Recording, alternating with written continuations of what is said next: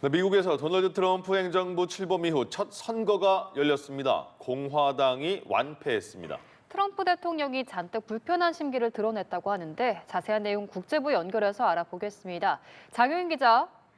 네, 말씀하신 것처럼 전날 치러진 미니 지방선거에서 버지니아와 뉴저지 주지사, 뉴욕시장까지 모두 야당인 민주당 후보가 독식했습니다. 트럼프 대통령은 이것이 자신의 국정 운영에 대한 성적표가 아니라 역대 최장 기록을 넘어선 셧다운 때문이라고 했습니다. 이어 민주당은 일본의 가미카제 조종사 같다, 필요하다면 나라까지 무너뜨릴 거라며 셧다운의 책임을 민주당에 돌렸습니다. 특히 이번 선거에서 진보 성향의 30대 인도계 무슬림인 조란 맘다니가 뉴욕시장에 당선돼 화제를 모았는데요.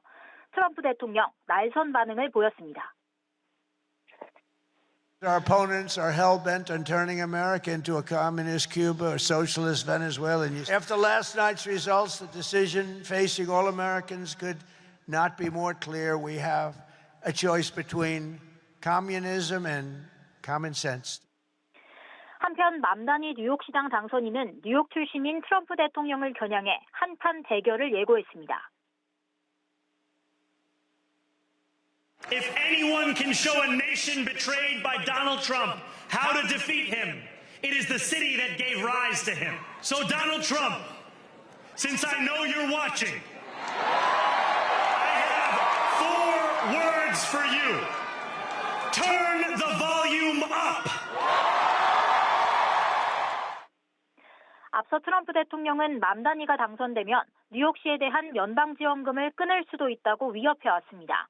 한편 민주사회주의자를 자처하는 맘다니가 당선되자 맘다니 당선을 막으려 했던 월가도 잔뜩 긴장하고 있습니다.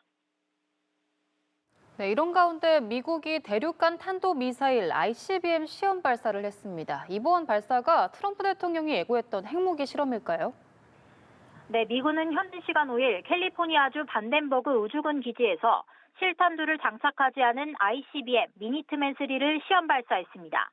미니트맨 3는 사거리가 9,600km에 이르고 핵탄두를 장착할 수 있습니다. 마지막 시험 발사는 2년 전 조 바이든 행정부 때인 2013년 11월에 있었습니다. 지난달 30일 미중 정상회담 직전 트럼프 대통령이 이 지시를 내놓은 지 엿새 만에 시험을 재개한 겁니다. We have more nuclear weapons than anybody. We don't do testing. We've halted it many years ago. But with others doing testing, I think it's appropriate that we do also. 이번 미니트맨 3 시험 발사가 트럼프 대통령이 말한 핵실험인지 지금으로선 분명치 않습니다. 한편 러시아 크렘린궁은 미국 측이 시험 발사 계획을 사전에 알려줬다고 했습니다. 블라디미르 푸틴 러시아 대통령은 미국의 핵실험 계획을 심각한 문제라고 지적하면서 러시아 관련 기관에 핵무기 시험 준비에 관한 제안서를 내라고 지시했습니다.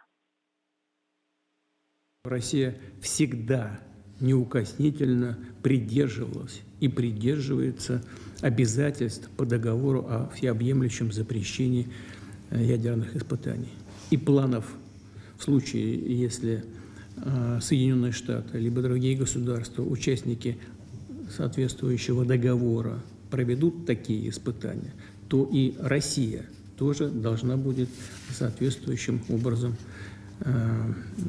предпринять адекватные ответные действия. 앞서 트럼프 대통령은 러시아, 중국과 핵 군축 협상이 가능하다고 했는데요. 이날 미국은 어쩌면 미중러 3국을 비핵화하기 위한 계획을 준비하고 있으며 효과가 있을지 보겠다고 말했습니다. 네, 장효인 기자 이 소식도 알아보죠. 멕시코가 자유무역 협정 FTA를 체결하지 않은 나라를 상대로 한 최대 50%의 관세 부과 안건 승인 기한을 늘렸다고 하던데 이 내용이 어떤 건지 궁금하고 또 그렇게 되면 우리나라에는 영향이 있지 않을까 우려가 되네요.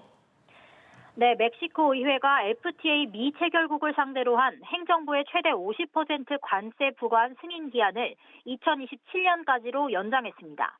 관세 인상 자체를 유예하는 건 아니고 입법 의제를 논의하는 데 시간이 더 필요하다고 본 겁니다. 앞서 멕시코 정부는 자동차와 철강, 알루미늄 등 1,400여 개 품목을 골라서 현재 0에서 35%대인 관세율을 최대 50%까지 차등 부과하겠다고 했습니다. 그 대상은 멕시코와 FTA를 체결하지 않은 국가인데 여기에 우리나라와 중국 등이 포함됩니다. 우리나라는 멕시코를 대중남미 최대 교역국으로 두고 있습니다. 멕시코는 미국, 캐나다와 3국 자유무역협정 논의를 앞두고 있는데요. 트럼프 행정부와의 협상 도구로 FTA 미체결국 관세 인상 가능성을 활용할 수도 있습니다. 지금까지 국제부에서 전해드렸습니다.